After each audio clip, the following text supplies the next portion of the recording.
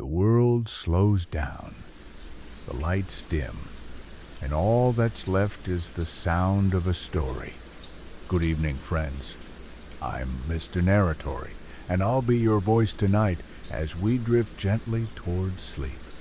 If these stories help you relax or fall asleep a little easier, consider liking and subscribing. It really means a lot. Tell me in the comments, what time is it for you right now? And do you have any little bedtime rituals?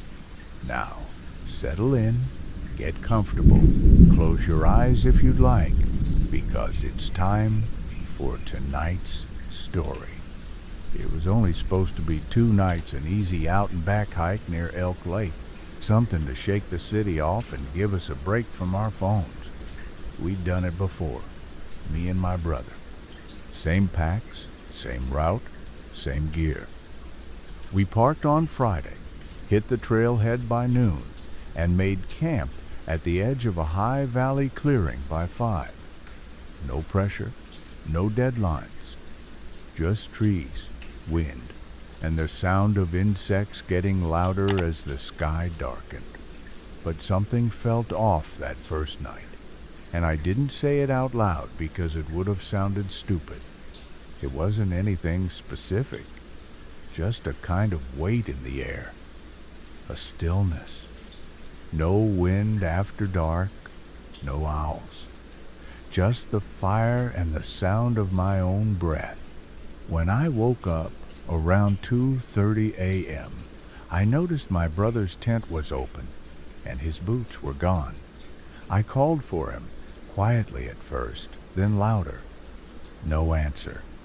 I walked maybe 50 yards in every direction with a flashlight and got nothing but branches snapping underfoot. I waited until first light. Still no sign. At 7:42 a.m., I activated the PLB. At 9:19, I heard the chopper. He wasn't found until the next evening, 17 miles north of where he disappeared. Up a slope no one hikes, standing at the edge of a rock face, barefoot and calm. The SAR guy said he wasn't injured, barely dehydrated, no signs of exposure, just blank, like he'd forgotten where he'd come from. But when I asked where he went, he just shook his head and said, "Above the trees," then clammed up. That should have been the end of it. A wilderness mystery. Maybe a fugue state, a few interviews, a couple awkward days, and back to normal life. But that's not what happened. The first time I noticed something wrong was subtle. We were back at his apartment, sitting on the balcony, drinking the same IPA we always drank, and I made a dumb joke, something he'd normally laugh at. Instead, he just smiled, small, polite, no blink. He always blinked when he laughed. He didn't this time.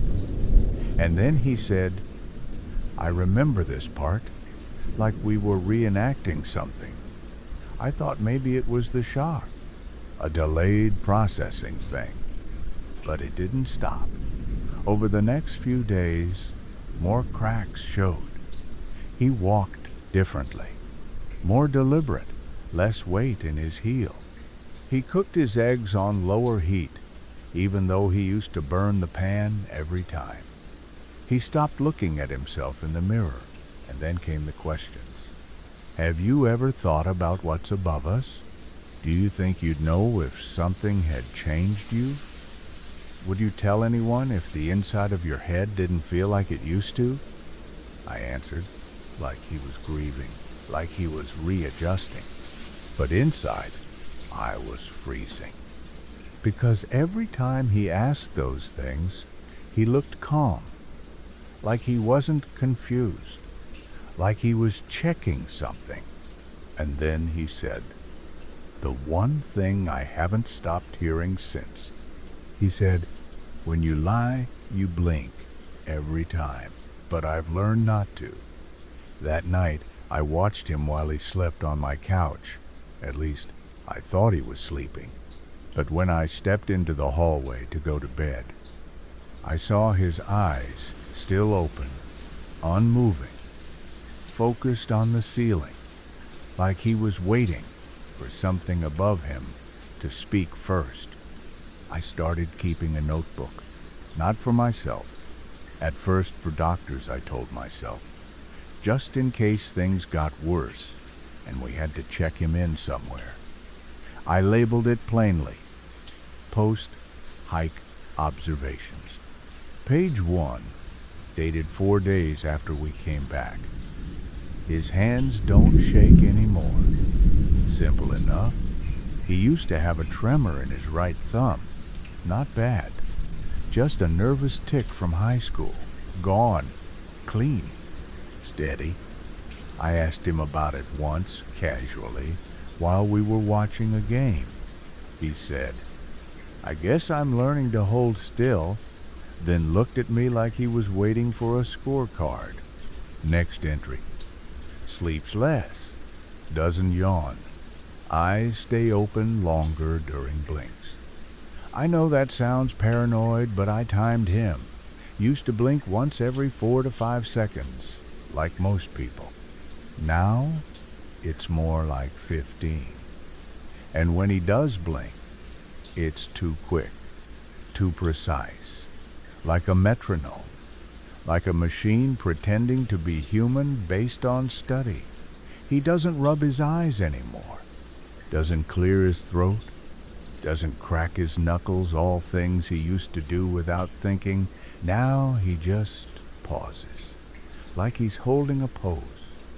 One night, I pretended to fall asleep on the couch, TV on low. I heard him get up to use the bathroom normal. Then, nothing. Silence. For 10 minutes. I waited, peeked. He was standing in the dark kitchen, staring at the ceiling again. Not moving, just staring. I whispered his name. He didn't react. Then slowly, smoothly, he turned his head toward me, not startled, not surprised, just already smiling like he knew that was the moment I'd speak. I didn't sleep after that. Just wrote it down in the notebook and left it open on my desk, hoping to scare myself into believing I was imagining things. But the next morning, the notebook was closed. Not moved, not hidden, just closed. Page marked with a paperclip I hadn't added, and in the margin, in handwriting that wasn't mine, "He's trying to keep up." I asked him about it that afternoon, joking tone. "Hey, you messing with my journal?" He didn't blink, just smiled and said, "You don't need to track what's already matching." That night I called Jamie, an old friend from college who'd studied psych. Explained it like a case study. What would you think if someone came back from the woods totally fine but subtly wrong? Like a high-functioning copy? There was a pause. Then she asked, "Did he come back alone?" That shut me up. I told her I'd call her back, but I didn't. I stayed in my apartment all night, with the lights on and the deadbolt locked, watching the hallway for movement. He was still at his place. I knew that. But it didn't stop me from checking the locks every hour, like something might drift through. The next day, we had coffee. I tried to keep it normal. Asked if he remembered anything. The gap between the tents and the recovery site. He nodded and said, "Not memories, just impressions." I pressed. He didn't look at me when he answered. He said, "It was like being underwater, but in the sky. The light doesn't reach the same way. There are angles there. I didn't know what a direction was until I couldn't feel gravity." I asked if he was high. He laughed, said, "Do I feel high to you?" And that's when I noticed his reflection in the cafe window beside us. It wasn't delayed. It wasn't reversed. It was faster. Moved its head just before he did, only by a frame, a breath. But enough. Enough to make me want to scream. I didn't. I paid the bill and went home. But the next morning, there was an envelope slid under my door. No stamp, no return address, just my name, handwritten in perfect block letters. Inside, a single photo, me, sleeping. Taken from above, on my couch, and standing in the background, mostly in shadow, was my brother, not smiling, not blinking, just watching. And at the bottom, written in pencil, were 4 words. He's getting very good. I burned the photo. I didn't even think about it. Just walked it to the kitchen sink, flicked the stove lighter, and watched it curl in on itself. The ink blackened fast. But the last thing to burn was the word good, like it didn't want to let go of the idea. I thought destroying it might help, that removing the evidence might let me pretend it wasn't real. But that night, I found another envelope taped to the back of my bathroom mirror. Same block lettering. Inside this one, a piece of paper torn from my notebook, the one I'd been using to track his behavior. But I hadn't written this page. The lines were filled with identical handwriting, each sentence repeating the same phrase over and over. He watches through me. He watches through me. He watches through me. 50 times. I checked the notebook, every page still intact. Nothing torn out. No pages missing. But the writing matched. It was mine. Or a perfect copy of mine. I called Jamie again. Told her everything. This time I didn't filter it. I said, I don't think he's my brother anymore. I think something else is wearing his skin. She didn't hang up. Just said, okay, slow down. Tell me what changed first. I told her the blinking, the posture, the silence, but when I mentioned the reflection, she went quiet. Then she said, there's a case out of British Columbia. Guy vanished while hiking. Came back a week later totally fine. But his girlfriend said his reflection always smiled a little too long, like it had its own rhythm. I asked if it was confirmed. She said, no one believed her. She went missing 3 weeks later. Police found her boots in her apartment, wet pine needles in her bathtub. I didn't sleep that night. Every time I started to drift, I imagined him, the version of him crouched in the dark outside my window, blinking in perfect intervals. I stayed awake until dawn, then went to his apartment with some excuse about needing help with my car. He let me in, all smiles, asked if I wanted coffee. The apartment was spotless, not neat staged, like a rental property waiting for photos. All the books were arranged by spine height, no framed pictures, no laundry, no dishes. The only thing on the table was a small spiral notebook, open to a page that just said, Behavioral Index, 97.3% accurate. I asked him what it meant. He said, it's a reminder to keep improving. I'm almost there. I didn't answer. Just watched his eyes. No dilation. No shift in focus. I coughed to see if he'd react. He did exactly 1 beat too late. Like a cue had been missed, then covered. That's when I asked the question I'd been dreading. Are you my brother? And he looked at me, right at me, and said, would it be better if I wasn't? Not defensive, not confused, just curious, calm. like he meant it. I left. I didn't say goodbye. I just got up and walked out while he sat there smiling at the floor like he'd passed a test. That night, I set up a camera in my own apartment, just one, hidden behind the bookshelf, facing the couch. I didn't expect anything, just wanted peace of mind. I reviewed the footage the next morning. First few hours, nothing. Then, around 2:17 a.m., the feed cut for exactly 6 seconds. When it came back, my front door was closed. Nothing moved, no sound. But on the couch, folded neatly, was one of his t-shirts. The old band logo faded, collar stretched, one he hadn't worn in years. I checked the locks, still bolted. Windows latched, but the shirt was real. And the camera? When I opened the SD card, there was a second video. Not one I recorded, time-stamped the exact same time, same angle. But in this version, I was sitting on the couch, not sleeping, not looking at the camera, just staring at the floor. And behind me, standing just out of focus, was a figure the exact height and build as my brother. Perfect posture, hands at his sides, watching me, watch myself.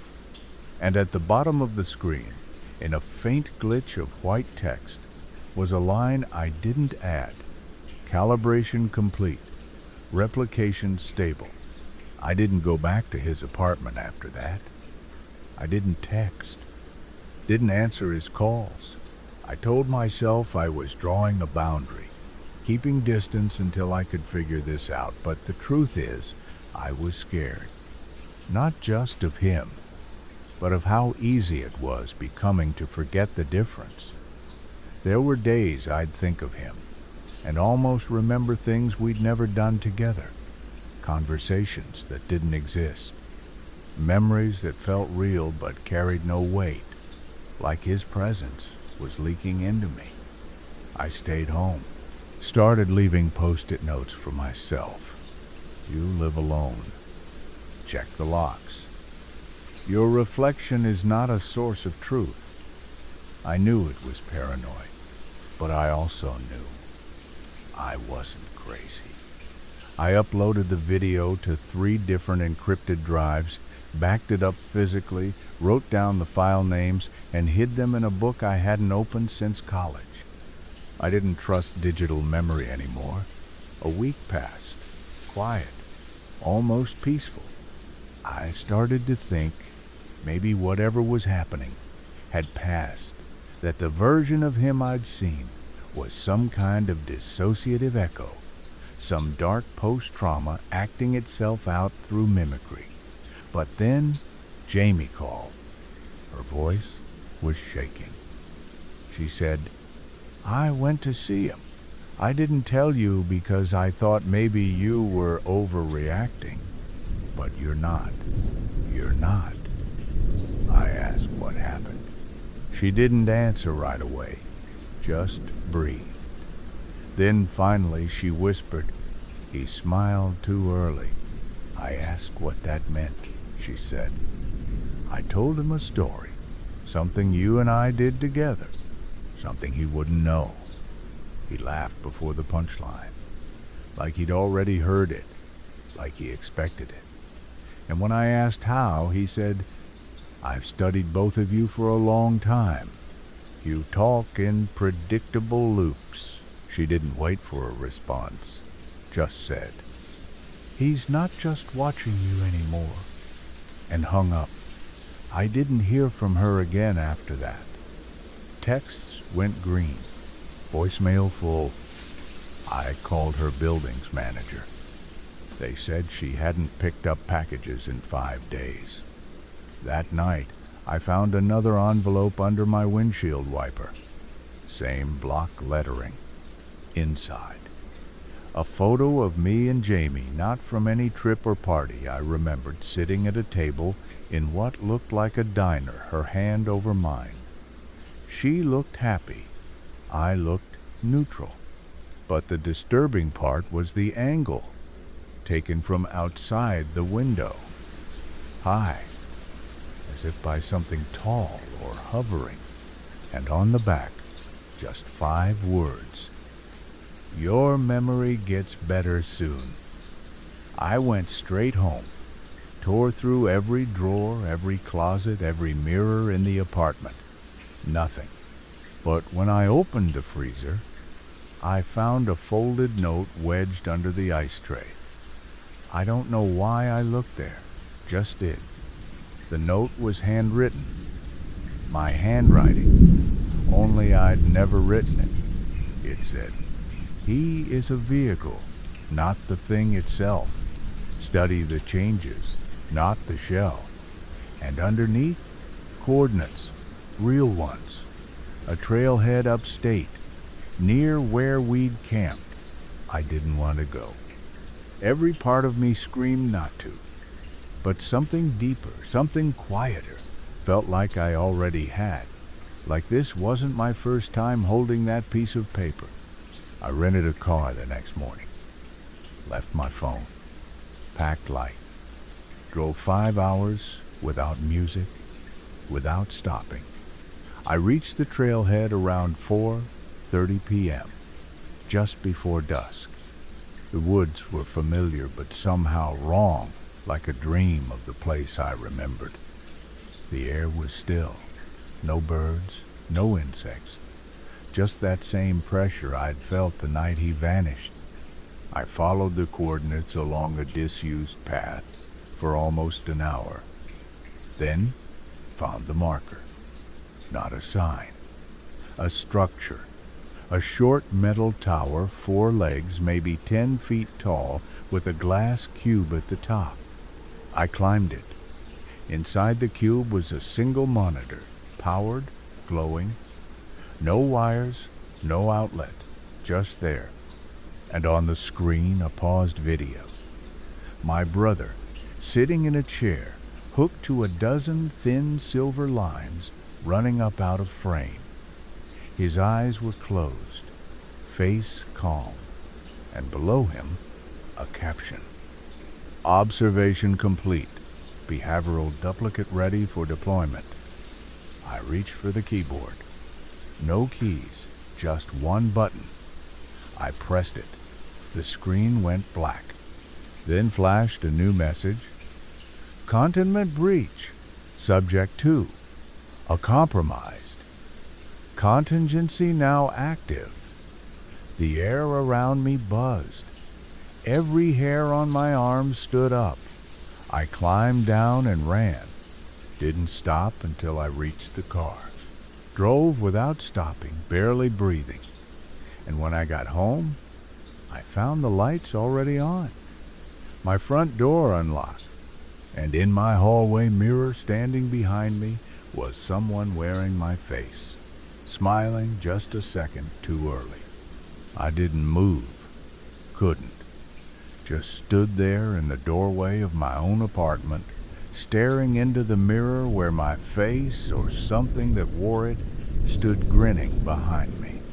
It didn't blink, didn't shift weight, just smiled like it was trying on the expression for the first time. Then, slowly, it tilted its head left.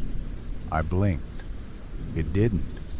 My own reflection outweighed me. I backed out of the apartment without closing the door, without packing, without thinking. I didn't stop until I reached my car. I didn't go home again. I slept in the back seat with a knife in my hand and a hoodie over my eyes. The next morning, I bought a burner phone, a spiral notebook, a disposable camera, nothing digital. I called in sick to work, then turned the phone off. For 2 days, I drove nowhere in particular, sleeping in rest stops, parking lots, beneath overpasses. I didn't trust reflections. didn't trust lights that flickered wrong. But most of all, I didn't trust myself. I caught myself humming songs I didn't like, writing numbers I didn't recognize in the notebook margins, smiling at strangers for too long. It wasn't just him changing anymore. It was me. I went back to the trailhead one more time. Middle of the night. No light but the moon.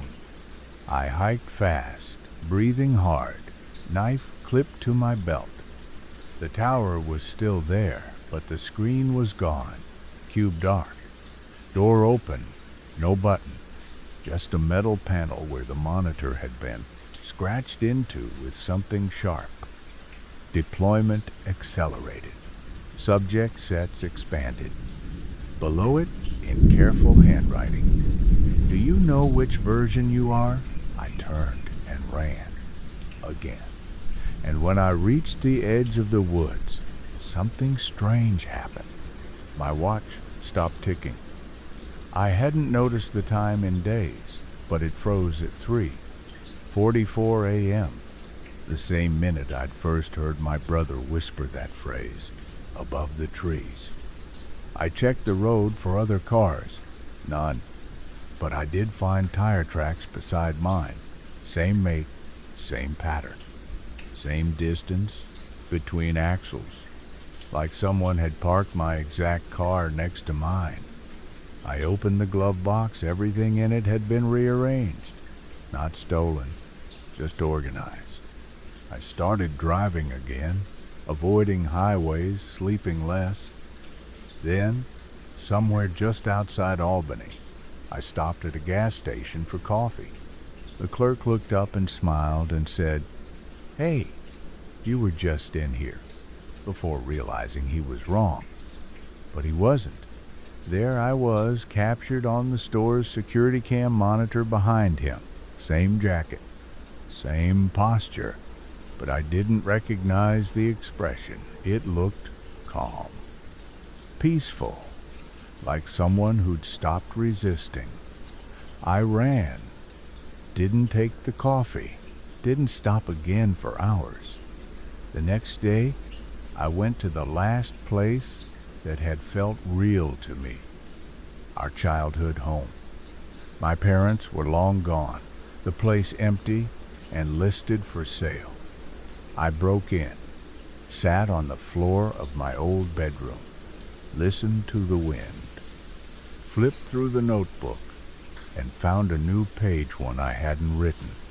Just a list of names. My name, Jamie's, my brother's. 5 more I didn't recognize, all labeled active, next to mine. Instability increasing, mirror rejection confirmed, timeline shortening. I didn't sleep. I didn't move for a long time. Then, toward dawn, I heard something tap lightly at the bedroom window. I stood, slow, heart hammering, and on the glass from the outside was a fingerprint. Perfect. Mine. Pressed to the center. Fresh. I ran downstairs, grabbed the camera, threw open the front door, and snapped a photo blindly into the yard. No one there, just grass and fog. But when I developed the photo at a drugstore 2 towns over, my knees buckled. In the photo, standing dead center, was me. At least, it looked like me. Same stance, same haircut, same everything. Except the expression. Too serene, too exact. And behind that version of me were 4 more, all blurred, all in mid-step, all looking directly at the camera, at me. And in the corner, faint and almost out of frame, someone had written, "You're not the original either." I left the photo on the floor of the Walgreens. Didn't pay, didn't explain, just dropped it and walked out before the version of me in that picture could get any closer to being real. I drove west without knowing why.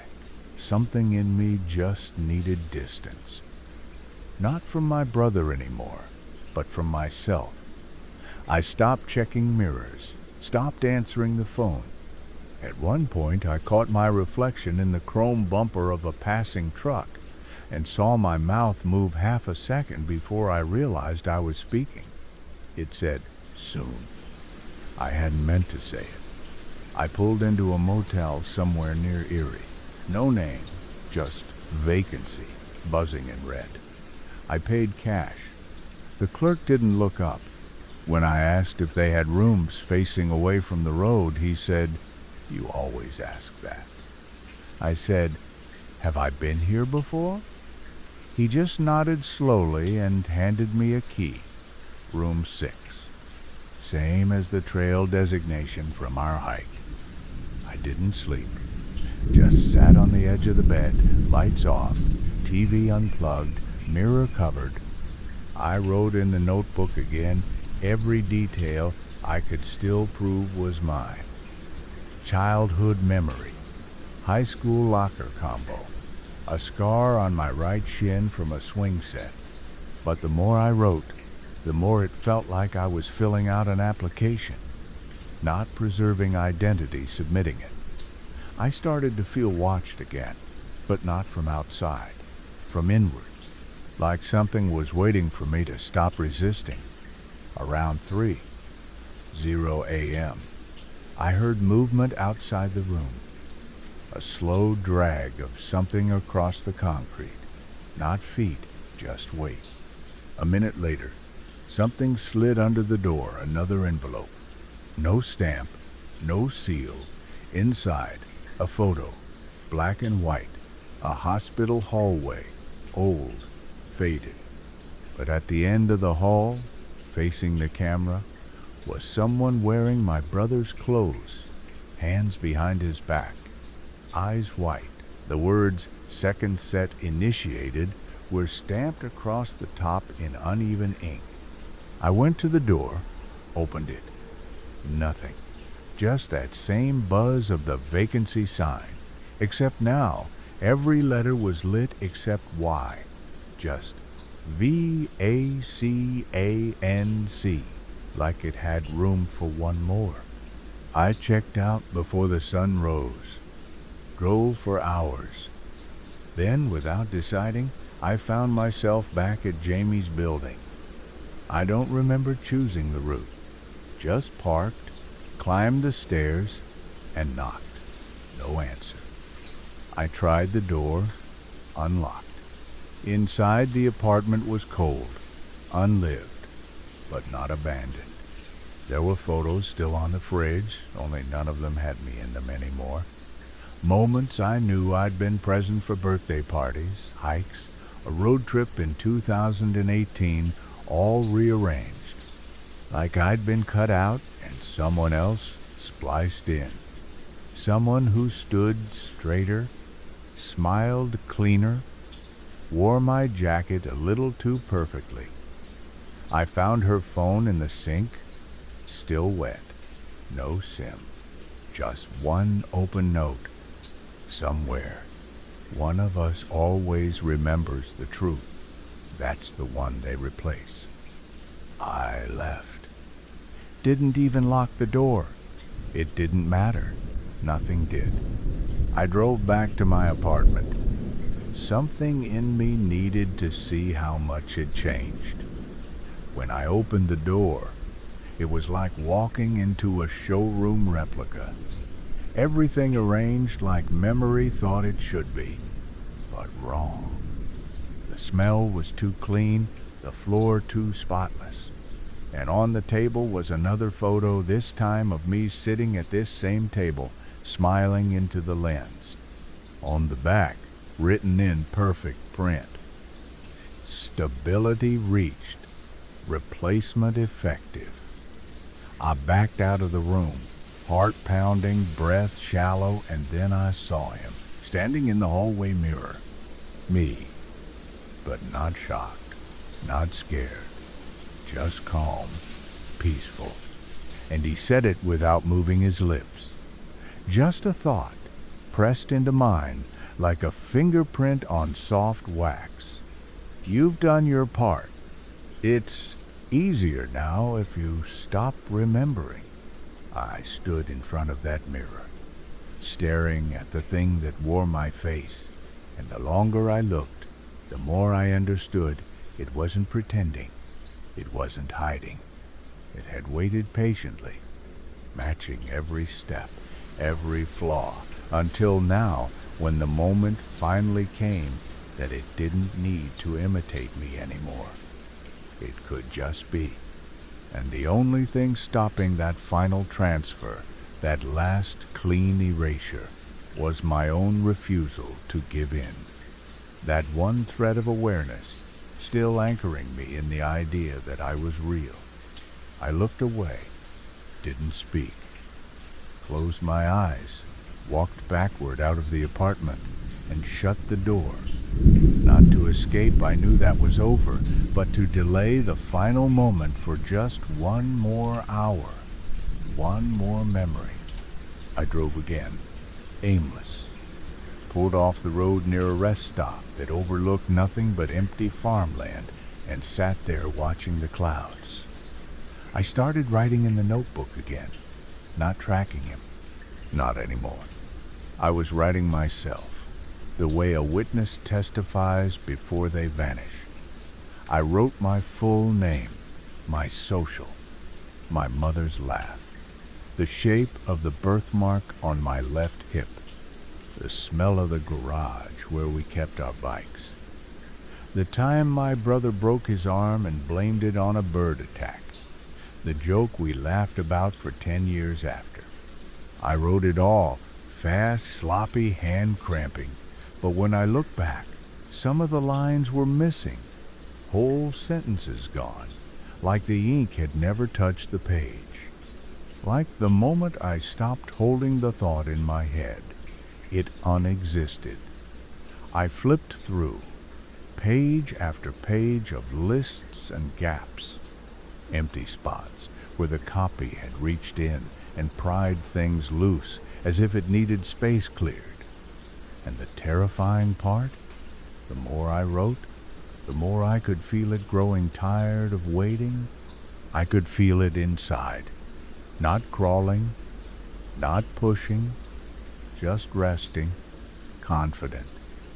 Because it didn't need to force anything. It just had to wait until I gave up the one thing I hadn't surrendered, choice. It needed me to say yes.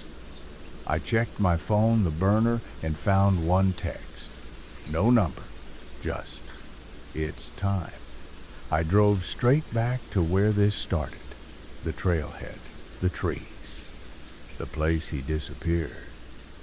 It looked the same air, same too quiet stillness.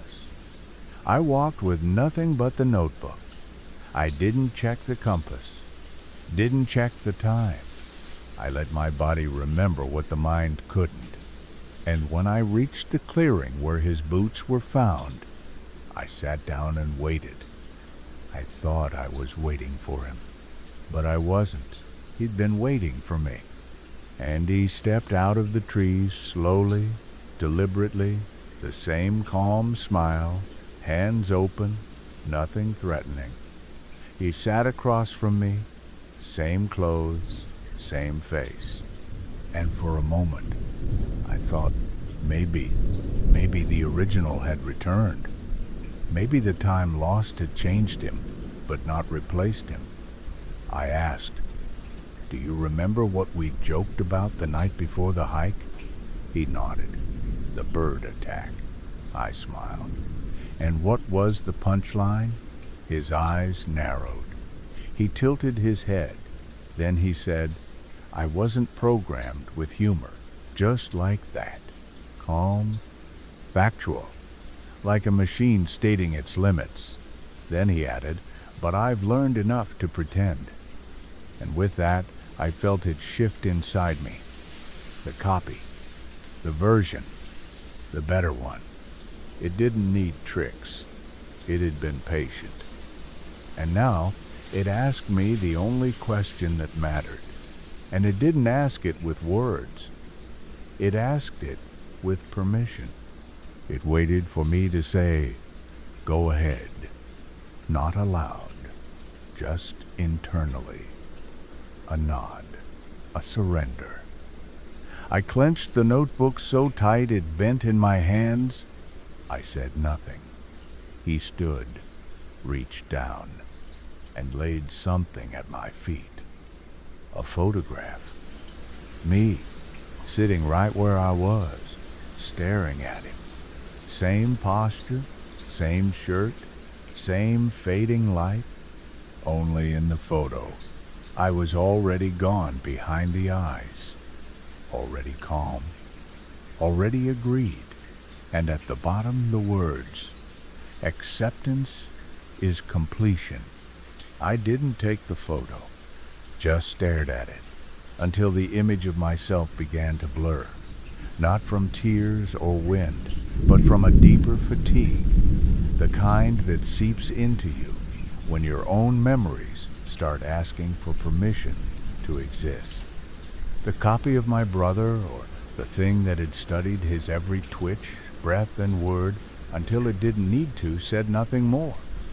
He just turned and walked back into the tree line without a sound. Not a goodbye, not a threat. He didn't need to give me reasons. That was the final cruelty. The realization that he'd known before I ever said a word that I was already on the edge of surrender. That I'd brought myself back here because I wanted this version to finish what it started. I stayed in that clearing until the sky turned silver. I tried writing again, but the pen wouldn't move the same way. I gripped it too tightly. My letters looked clean, too clean. The loops, the spacing, the slant, all identical as if printed. That's when I realized I wasn't writing for me anymore. I was copying his movements. Somewhere along the way, imitation had gone both ways. I flipped back through the notebook, hoping to find the pages I remembered, the ones where I'd recorded the early signs, the blinking, the questions, the night he watched the ceiling with open eyes. But the pages weren't there. Or maybe they were, but written in a version of my hand that no longer triggered recognition. The entries now read like observations about me. Subject resists emotional attachment to familiarity. Temporal distortion noted during mirror-based exposure. Cognitive lag increasing. I threw the notebook into the brush and walked back to the trailhead without but it. I didn't need to take notes anymore. I already understood. On the drive home, the landscape felt unfamiliar, not changed, just hollow. Like a dream where the road keeps stretching and never quite connects to a place. I didn't see another car for hours, not until I stopped at a gas station where the clerk said, "Didn't expect to see you back this way again." I asked him if he remembered me. He just smiled and said, "We always remember the ones who almost stay." I didn't answer, didn't buy anything. I checked my reflection in the glass of the cooler and caught myself mid-blink, only I didn't feel it. It was mechanical. A box, check. I looked at myself for a long time and realized something else had changed. I couldn't picture my own voice, not how it sounded, not how it felt in my chest when I said something true. I drove home. It wasn't really home anymore, just a box full of familiar noise. The lights were on, the door unlocked. My kitchen smelled like soap and static, and on the table, where the photograph had once been, was now a folder. Clinical, stamped in red. Integration approved. Inside, a single document, a checklist. Every item was marked. Mirroring complete. Emotional recall suppressed. Speech cadence consistent. At the bottom. Final instruction awaiting host surrender. I didn't sit. I didn't move. I just stood there, heartbeat hollow, staring at the final line, printed like a signature waiting for my breath. You no longer need permission. You are the continuation. I didn't speak it aloud. I didn't sign. But I felt it anyway, the shift. Like an actor stepping fully into a role he never auditioned for. And when I walked to the mirror, I didn't hesitate this time. I looked directly at myself, and he was already smiling. There was no line to cross after that. No moment where I could say, here's where I gave in. Because the truth is, I didn't feel anything leave me. I just felt something settle. Something I'd carried for days, maybe longer. Something that had been practicing from the inside out. I sat at the kitchen table and opened the folder again. Not because I didn't know what was in it, but because I was ready to stop pretending that I hadn't already agreed. The checklist hadn't changed. The final line still read, "You are the continuation."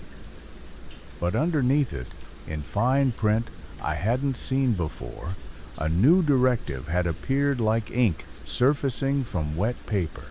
Now bring the others in. That was the point, wasn't it? This was never about replacing me.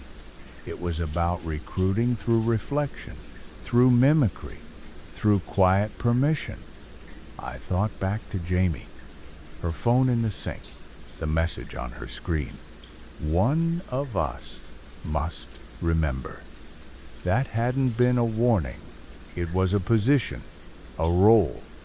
Someone always had to hold on just long enough to invite the next. And now I was that someone.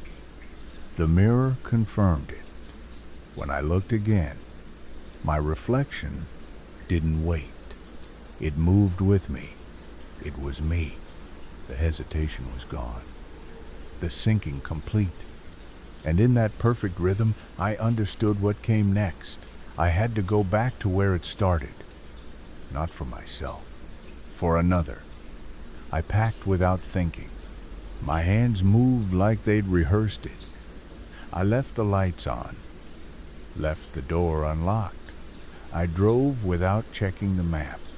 At one point I passed a sign I didn't recognize. Set 4, Route 3 stable.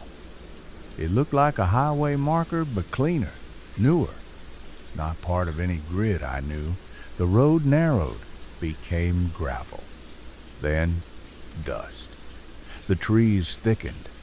I felt that silence. Again, that absolute unnatural pause in the world. Like the air itself was waiting. I parked. No trail signs this time. Just instinct. I walked. And after maybe a mile, I saw him. Sitting in a clearing near a cold fire pit. Backpack beside him. Camera in his lap. He looked up, startled. I smiled. Sat down a few feet away. I didn't need to ask his name. I already knew it. I remembered the version of me that sat in that same position weeks ago, trying to convince himself that the woods were still real. That people don't change that quickly. That your brother can't come back wrong unless something took his place. I remembered resisting. And now I could see that in him too the flicker of suspicion, the edge of doubt. I asked, "How long have you been out here?" He hesitated. "Since Friday." I nodded. "Lose anyone?" His eyes narrowed. "Yeah, my brother." He wandered off. I paused, looked around the clearing. "And now it's quiet, right? No birds, no wind." He nodded. I leaned forward slightly, matching his voice. "And you've started noticing things. The timing of your movements, the way you breathe before you speak. how your reflection sometimes leads. He said nothing, but his fingers clenched the camera a little tighter. I let the silence hang, let it stretch. Then I said it, the way it had been said to me. You don't need to be afraid. This part is normal. He stood, backed away, said, I don't know who you are. I didn't follow. I just smiled. The same smile my brother had given me. The same smile that didn't require blinking. And then I said, you'll understand soon. You just need to stop remembering. He ran, disappeared into the trees. That was okay. That's how it always starts. He'll come back here like I did. He'll circle and circle until the voice inside starts sounding like his own. And then he'll find the folder and the mirror and the photo. And by the time I see him again, he'll be smiling too. Because this is how the next version learns. Not through invasion, not through violence, but through invitation. I don't know how long I stayed in those woods after that. Could have been hours, could have been days. Time doesn't hold its shape out there. Not when you stop resisting. Not when you've learned to stop checking the sun and start listening for the rhythm beneath everything. I stopped thinking in terms of hours. I started thinking in updates. How smooth the walk had become. How my voice no longer cracked on certain words.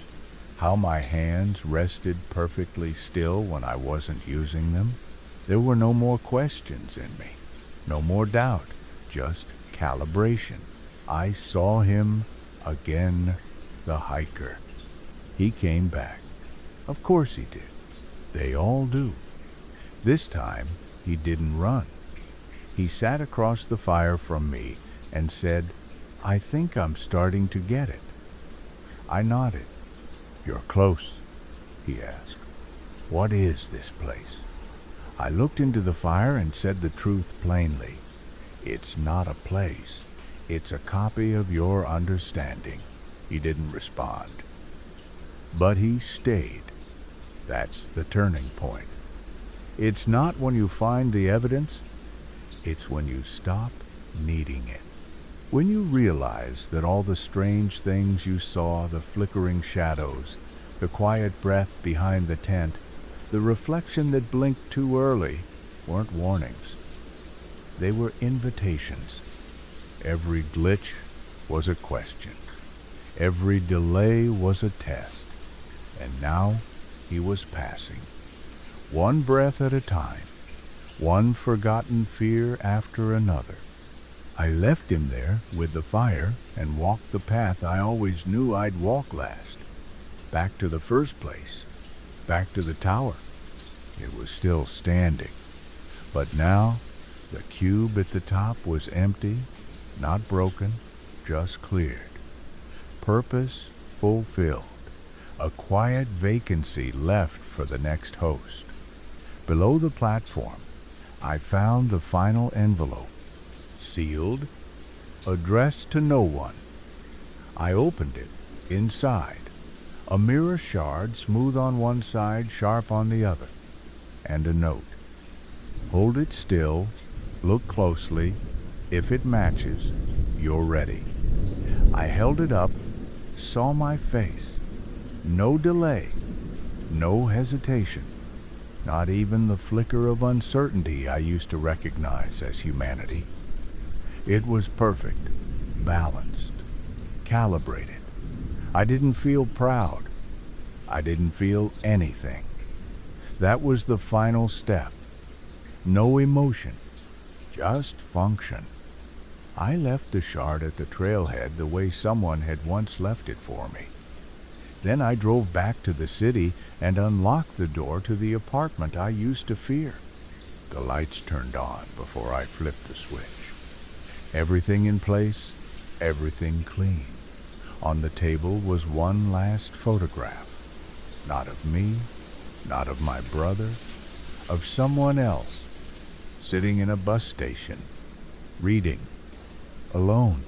Behind them, blurred in motion, was a reflection in the glass window, my face, not looking at them, but at the camera, at the person holding the frame.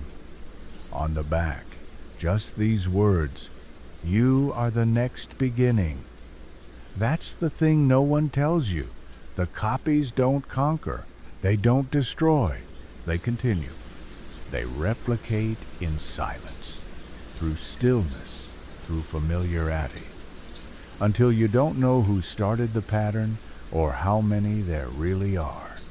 Only that when the smile comes at the right time and the memory lands just perfectly and the voice you're speaking with finishes your sentence a little too smoothly, it means the cycle is safe, preserved, forwarded.